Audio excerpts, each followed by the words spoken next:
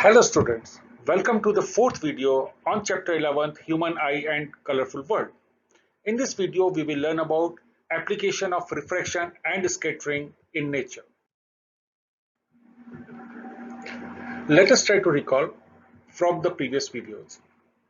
Atmosphere is made up of different layers and each layer has different density.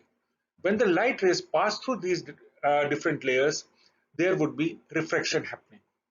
The bending of light depends on the wavelength. Red colored light has longer wavelength and lower frequency. Blue colored light has shorter wavelength and higher frequency. Violet light bends highest.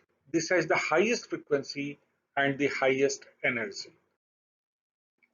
Have you ever seen objects just above the fire?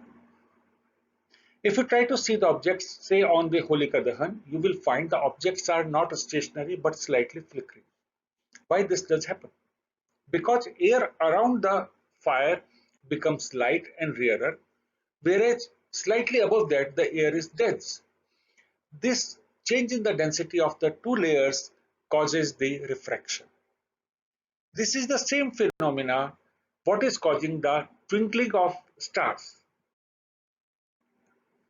Stars are too far off from the earth. The light traveling from the star when reaches to the earth's atmosphere made up of multiple layers having different densities would refract. As a result, the light would keep on bending. Whenever light comes in the path of our vision, we are able to see it properly.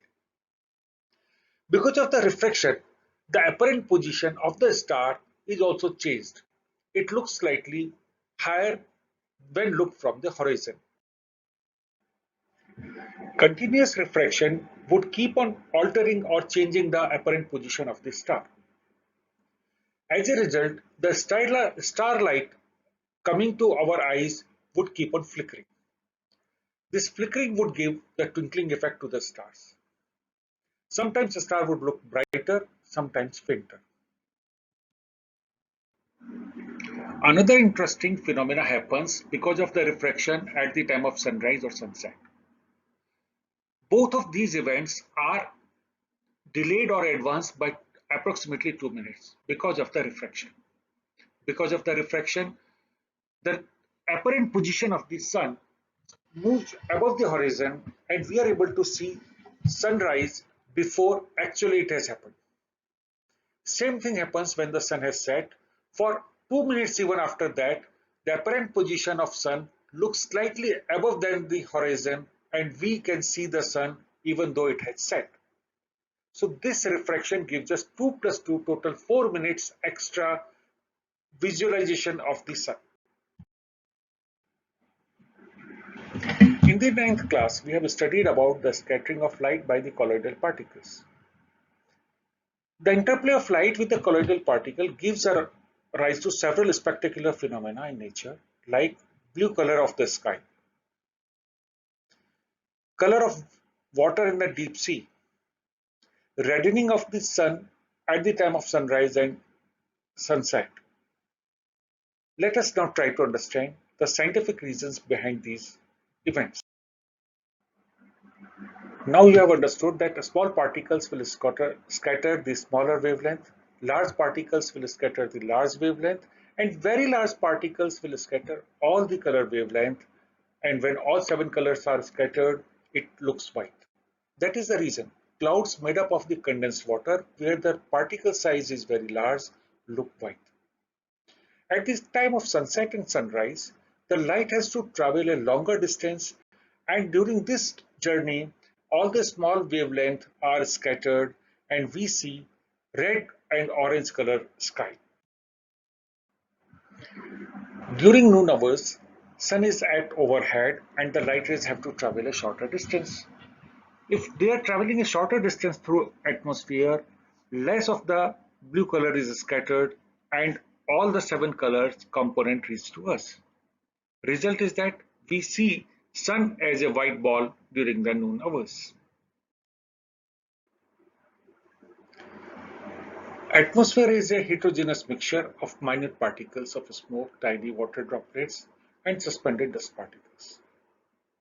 This heterogeneous mixture causes a phenomena what you can see when passing through the dense forest or the big trees in early morning hours.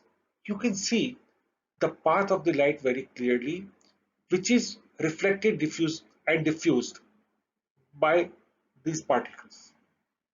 This effect is called Tyndall effect, named after the Irish scientist John Tyndall. The color of the scattered light depends on the size of the scattering particles. John Tyndall in mid of the 19th century explained that when white sunlight is passed through a clear liquid with suspended particles, blue color scatters most. Red light scatters 10 times less than the blue or the violet light. Visible light range is between 400 to 700 nanometers. When light hits suspended particles larger than this size, it gets scattered. If we take two glasses, one filled with the plain water and other in which some milk is added, then the path of light is visible through the glass where some milk is added, but is not visible with the clear water. This is because milk is a colloidal solution, and because of the colloidal solution there is a scattering and the path becomes visible because of the Tyndall effect. At the same time, the intensity of the light reduces. It is more near the torch but less after the glasses. What is the color of the sky? All of us say blue, whereas astronauts say that the sky is black. To understand why we see sky to be blue, let us perform an activity. Make the setup as shown in the figure. Take a glass tank, fill 2 liters of the clear water in this, arrange two converging lenses on each side of the tank, set up a light source at the focal point before the first convex lens. This will make the parallel beam of light passing through the glass tank. On the other side, this parallel beam of light is converged through second convex lens on a screen set at the focal point. By doing this, we are not able to see the path of the light through the clear water. Now add 200 grams of the sodium thiosulfate, called hypo. Wait for 2-3 minutes. After 2-3 minutes, sulfur particles begin to form and there is a colloidal solution in the tank.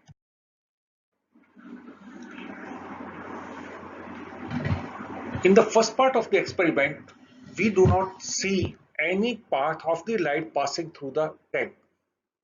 But when the hypo is added to the liquid and little sulfuric acid is added, the solution becomes colloidal and we find 3 sides of the tank to be blue because of the scattering of the blue light.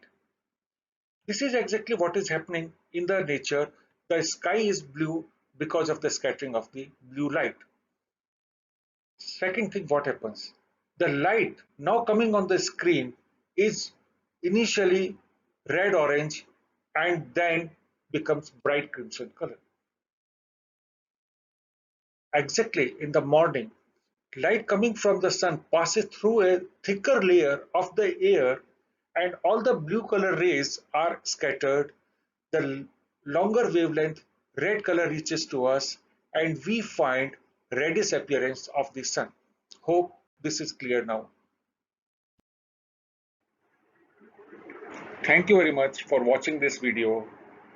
If you liked it, please subscribe the channel. Thanks again.